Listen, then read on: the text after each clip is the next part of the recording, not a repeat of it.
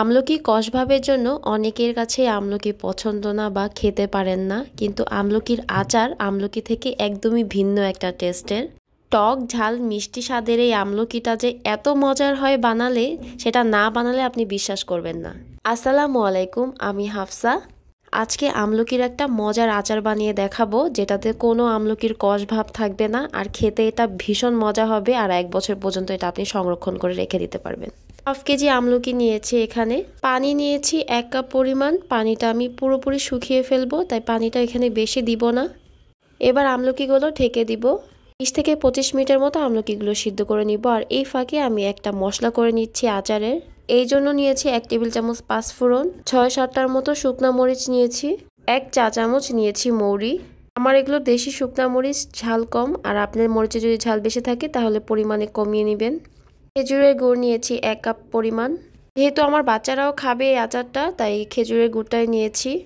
1 table চামচ সরিষার মধ্যে আমি একটু পানি দিয়ে সরিষাটা ভিজিয়ে রাখছি, আর ভালো করে পরিষ্কার করে ধুয়ে একটা ব্লেন্ডারে আমি সরিষাগুলো ঢেলে 2 টেবিল চামচের মতো সিরকা দিয়েছি, আর দিব সামান্য লবণ। এটা দিয়ে আমি ভালো করে পেস্ট করে সাইডে রেখে দিচ্ছি। আর আচারের মশলাটা শুকনো একটা কড়াইতে আমি একটু ভেজে নিচ্ছি। বেশিক্ষণ ভাজলে কিন্তু এটা ফ্লেভারটা নষ্ট হয়ে যাবে। যখনই একটা সুন্দর ফ্লেভার বের হবে, কাঠের একটা হামানদিস্তায় ভালো করে পিষে নিয়েছি। আপনি চাইলে ব্লেন্ডারও করতে পারেন। এই আচারের মশলাটা কিন্তু আপনি যে কোনো আচারে ব্যবহার করতে পারেন। 20 থেকে 25 মিনিট পরে আমলকিগুলো একদম সিদ্ধ হয়ে পানিটাও শুকিয়ে গিয়েছে। একটা ভেঙে দেখিয়ে দিচ্ছি কি পরিমাণে সিদ্ধ হয়েছে। হাত দিয়ে চাপ দিলে কিন্তু ভেতর থেকে অনায়াসে বিচিটা বের হয়ে যাচ্ছে, কিন্তু আমি বিচিটা ফালাবো না। খাওয়ার সময় মুখে বিচি পড়লেও আমার কাছে ভালোই লাগে।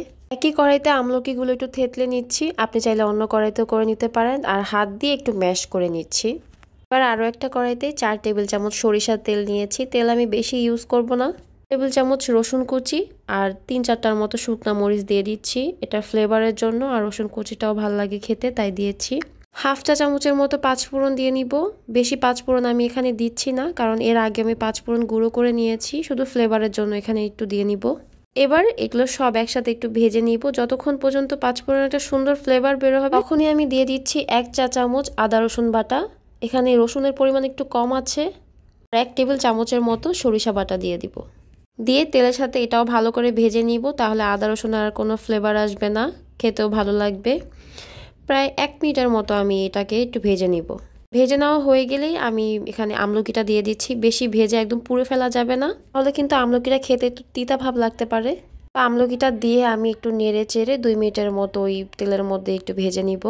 আমলকির আচার যেহেতু আমার বাচ্চাদেরকেও আমি দিই, তো সেই পরিমাণে আমি ঝালটাও দিয়ে নিই, আর মিষ্টির পরিমাণটাও একটু বেশি দিই, যাতে বাচ্চা খেতে পছন্দ করে। আর আমলকি তো বাচ্চাদের জন্য অনেক ভালো রুচি বাড়ায়।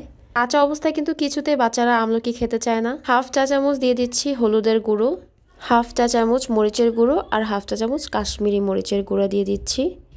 কাশ্মীরি মরিচের গুঁড়োটা অপশনাল, এটা আপনি চাইলে নাও দিতে পারেন, কিন্তু সুন্দর একটা কালার আসে এটাতে, কিন্তু অতটা পরিমাণে ঝাল হয় না।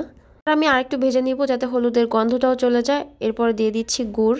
গুড় দিয়ে 3 টেবিল চামচের মতো একটু চিনিও দিয়ে দিচ্ছি, যাতে মিষ্টিটা আরেকটু বেশি হয়। তারপরে দিয়ে দিব যে আচারের মশলাটা করেছিলাম সেটা। এখন দিতে হবে তেঁতুলের কাঠ। আমি 1/2 কাপের মতো তেঁতুলের কাঠ দিয়েছি, এটা আপনি বেশিও দিতে পারেন। এই তেঁতুলের কাঠ ইউজ করলে কিন্তু আপনার যে আমলকির কষকষ একটা ভাব থাকে, সেটা একটু বোঝা যাবে না, আর খেতে এত ভালো লাগবে। একটা টক টক মিষ্টি মিষ্টি ফ্লেভার আসবে, আর হালকা সামান্য একটু ঝাল লাগবে। এবার নেড়ে চেড়ে ভালো করে মিশিয়ে নিব, আর গুড়টা গলে যাওয়া পর্যন্ত অপেক্ষা করব। গুড়টা যখন গলে যাবে, তখন অনেকটা পরিমাণে পানি বের হবে আমলকি থেকে। এক্সট্রা কিন্তু কোনো পানি দেওয়া যাবে না আচারে, তাহলে কিন্তু আচার বেশি দিন ভালো থাকবে না। আমলকিটা এই পর্যায়ে সিদ্ধ হওয়াই আছে। লবণটা একটু চেক করে নেবেন। আমার মনে হয়েছে আর একটু লবণের প্রয়োজন, তাই আমি লবণ দিয়ে নিয়েছি। আর একদম শেষ পর্যায়ে আমি আচারের যে একটা মশলা বানিয়ে রেখেছিলাম, সেটা 1 চামচ আমি এটার উপরে দিয়ে দিচ্ছি, তাহলে ফ্লেভারটা আরও একটু স্ট্রং হবে। খাওয়ার সময় খুবই ভালো লাগবে। এই তো আমার আচার রেডি।